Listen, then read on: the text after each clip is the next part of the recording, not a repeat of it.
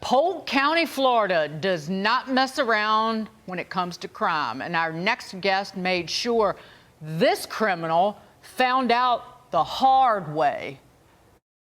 My deputies were out patrolling last night and they hooked onto a pair of stolen vehicles. Tamari is 24 and he's running with this 14-year-old. Pasco says they suspect these two guys of approximately 35 burglaries of vehicles in their counties. Well, when we were arresting Tamara Lucas, he made the statement, hey, I'm in Osceola County, I'll be in, I'll be out. One of the detectives said, no, this is Polk County. And he said, O.F. Grady Judd. Those guys don't play there. Joining us now, Polk County, Florida Sheriff Grady Judd himself. We just saw him in that interview. Grady, good to see you. Thanks for joining us, Sheriff.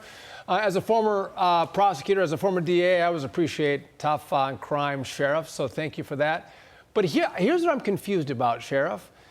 Why isn't every single criminal, no matter where arrested, having that same response, oh, blank, I've just been arrested, as opposed to just, oh, no, I'm in Polk County and I got a tough on crime sheriff? What does that say about everyone else around you? Well, when you look, Florida's crime is low. It's lower than California and New York, where they don't make you post a bond. But in Polk County, we just don't put up with that nonsense. And you notice that they're suspected of committing 35 burglaries in Tampa, 30 burglaries in Pasco County. In fact, Pasco County's preparing charges that they're going to drop on him. They won't have a hard time finding him because he's in our county jail right now. But think about this. If you don't lock people up, if you don't hold them accountable, then they think they can do what they want to do.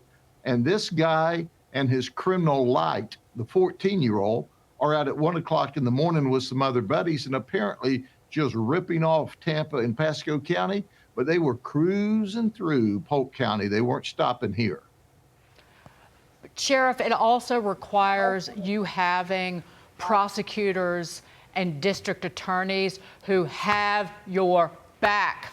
If you pick up the criminals, you ensure that they are behind bars, in jail, and they are prosecuted to the fullest extent of the law. And we don't have that either. Here, there, and everywhere that some left-wing crackpot is in power. Well, we're fortunate to be in Florida. Governor DeSantis is our governor. He backs up the law enforcement officers. I back up my deputies, which are simply the very best. Our prosecutor, our elected prosecutor, Brian Haas, is tough on crime. And that's why tonight that this bird, this jailbird, is in lockup. He's not released. He thought he was in another county and he would be in and out. Well, you know what? He's in the county jail with my detention deputies right now. You know, he may be humming, you know, it's a Merry, Merry Christmas for some, but for me, I'm a jailbird. I don't know, but he's locked up and more charges are coming.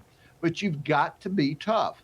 If not, the criminals will do what they want to do. And that happens all too frequently across this nation. Thank goodness we're really tough in Polk County, but after all, our crime rate is also at a 51-year low in Polk County. You know, on top of prosecutors, you also need good judges who set that bail.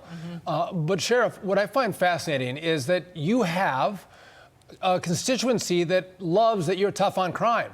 And it's so frustrating to see other constituencies, whether you're in New York or New Jersey or in California, elect sheriffs and prosecutors who aren't tough on crime. And so what kind of response do you get in your county to your stance on criminals who do bad things in your county and how you treat those bad folks? Well, overwhelmingly, our state attorney, me, our police chiefs are supported by the community. Yeah. And I suspect across these other states, if the people knew the real story, if the media was talking to them like we're talking tonight, they would know that they're victims because their elected officials, their state senators, their representatives, their governors, think more of crime committing criminals than they do honest, law abiding citizens. But here in this state, we hold people accountable. We care about keeping everyone safe, but it's not enough to be safe. You've got to feel safe. And folks do in this county. So when they run wild, we lock them up. And we're particularly tough on them in Polk County. Now, the governor has changed the prosecutor in Hillsborough County, which is Tampa, and Orange County, which is Orlando, because they weren't locking up people or prosecuting them like they should. The governor made those changes in the last year or so. We anticipate that we'll see more prosecution of real criminals. Think about it.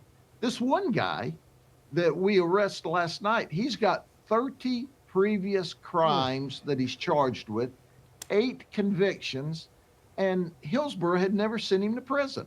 Think about that. Unbelievable. And this 14-year-old we arrest, his first crime at 12 was robbery with a firearm. Well, we're just not putting up with that nonsense. And if they want to spend Christmas in jail with me, it's okay. I serve turkey on Christmas Day.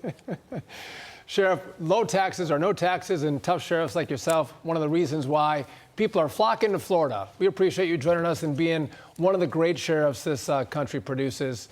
Sheriff Grady Judd, we appreciate you coming on the show. Thank you, Sheriff. Thank Merry you so Christmas. much. Merry Christmas, everyone. Merry Christmas.